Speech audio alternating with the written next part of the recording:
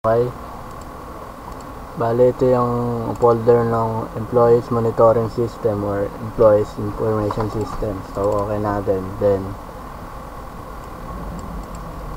ito ang project1.bbb. Naka-open na daw siya kaya ganun. So, ito na siya. Ito yung mga form. Form 1, Administrator Login. Form 2, yung Employees Information System. Then, form 3, ito. Nakita nyo naman yan eh. So, papaganahin natin. Pwede ito. Pwede rin yung F5. So, ito na lang pipilitin natin start. Yan. Pagka-open mo, ito yung lalabas. So, doon muna tayo sa employee section. Bale nga, tulad ng pinakita ko kanina, ganun din. Ayan o. Pag pinindot mo siya, ito yung previous. Ito yung first. Next, then last. So, ganyan. So, makikita mo, diba? Pwede ka rin mag-search. Ayan. Last name, first name, middle name. Try natin yung first name. First name, hanapin natin yung Bob. Bob. Then, search. So, naturo niya na yung arrow doon. Then, try natin last name. Last name De La Cruz.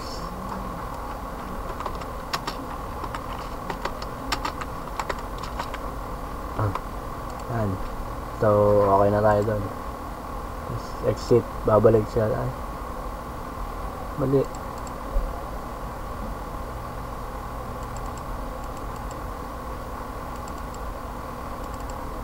Ba't ganun?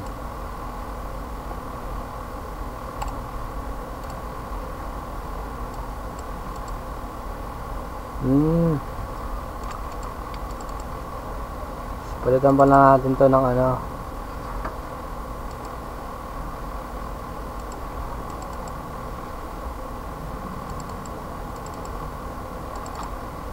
So, papalitan natin to ng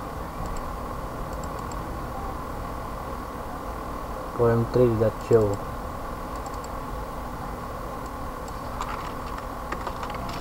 Read.hide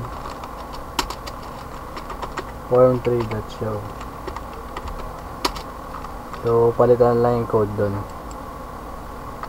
Try natin ulit. Search. Pagka-exit yun. Tapos try natin admin login. Password dyan, employees. Generate. Okay. Parang ganun din yun. Yun nga lang, pwede tayo mag-add. So, employees number 3. Nangyari 3. Last name. Same name. First name, boy. Middle name, pick up. SS number 34. 258 126 12535 3. Yan, pin, ito na yan.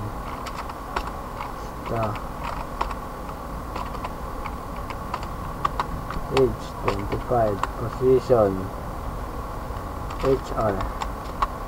Department HR. Address Pasay. Email.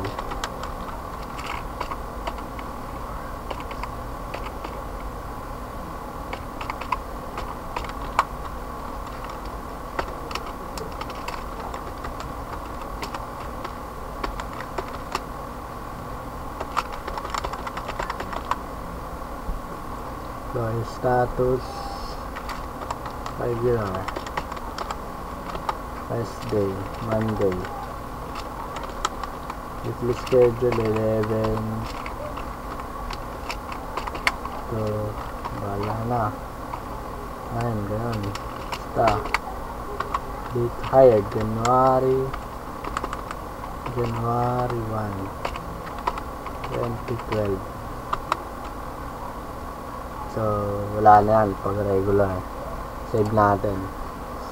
Yung na-save natin na yun, bali nasa dulo na yun. So, pipindutin natin yung last. O, bali yun na siya. Tapos yan, previous. Pwede rin tayo mag-edit. Basta pag mag-a-add kayo, add muna. Huwag kayo mag-ano kagad. Pwede rin i-edit. Naka-edit niyan. So, natin position, software associate. Yan, so save. Nakikita natin yan. Nagbago yan. Ayan.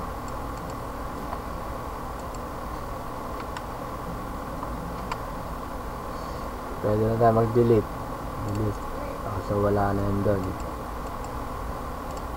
Pag find, lalabas to. Parang ganun din yung first name. Bob. Ay boy.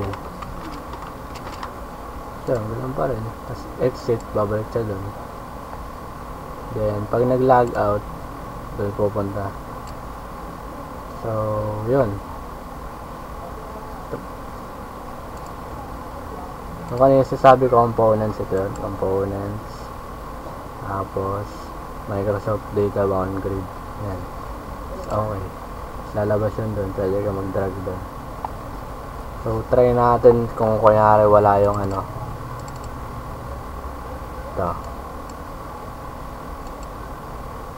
Kunyari, ito yung mga common na yan.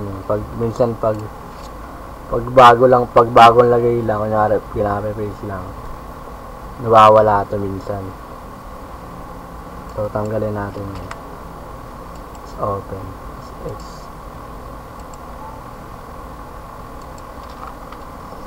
Try natin.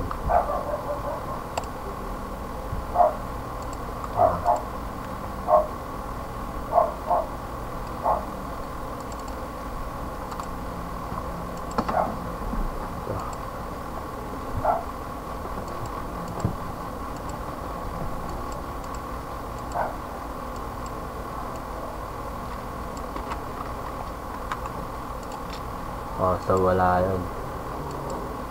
Wala rin dun kasi nga hindi siya nakakonect. So i-connect lang yun. Pupunta ka dun, form 3. Pipilitan mo yung data 1 din.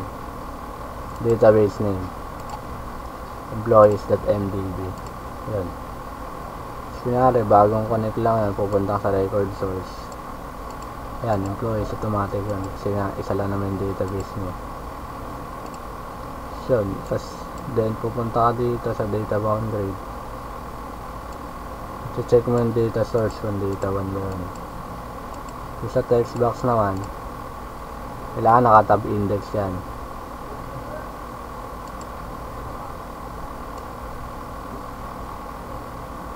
Data source, data 1. Data field, ayan, marami yan. Mamili ko dyan. Temple employees number yan. So, ayun yung pipiliin mo. Try natin sa login. Maliin natin yung code. Ito.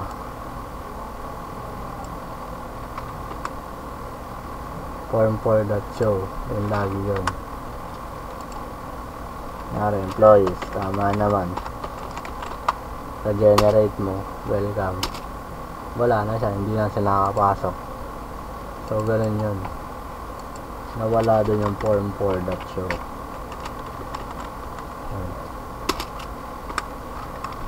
Run ulit.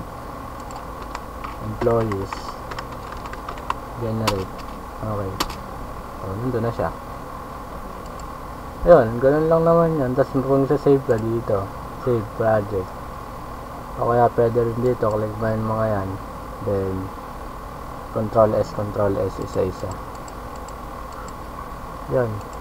Sa mga ginamit ko dyan, galing din dito yan. Ito yung label, text box, command button, data, ayun data 1 kanina. Yung data boundary, TV grid. Wala yan dyan pag unang bukas.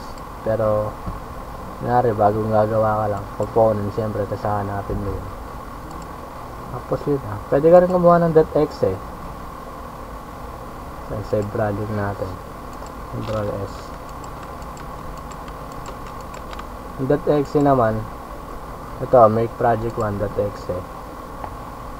Yun, okay mo. So, labas tayo. Next natin yan. Do you want to save the following files? Siyempre, yes. Kasi na may binago tayo. So, nandito na yung .exe. Ito, project 1. Yun, bali runnable na siya. Deploy section, yan. Wala ka nang X dito. Parang natural na program na siya. Yan. Yan. Employees. Generate. Okay. Yan. Parang gano'n na rin. Log out. Babalik na naman siya doon. Sa X mo. Tapos wala na.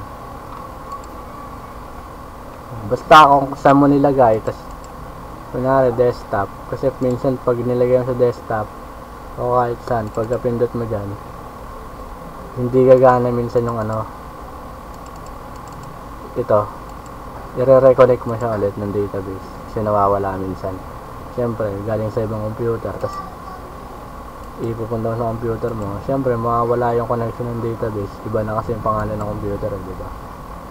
Kasi yung employees information system, yung kunwari papangalanan mo siya, always siya nasa caption. Yan. Pero kung form, caption pa rin yan. Yun lang naman. Alam mo naman kaya nyo ipasa ito, madali lang naman to. So, ayun na, okay na. Then, kaya nyan.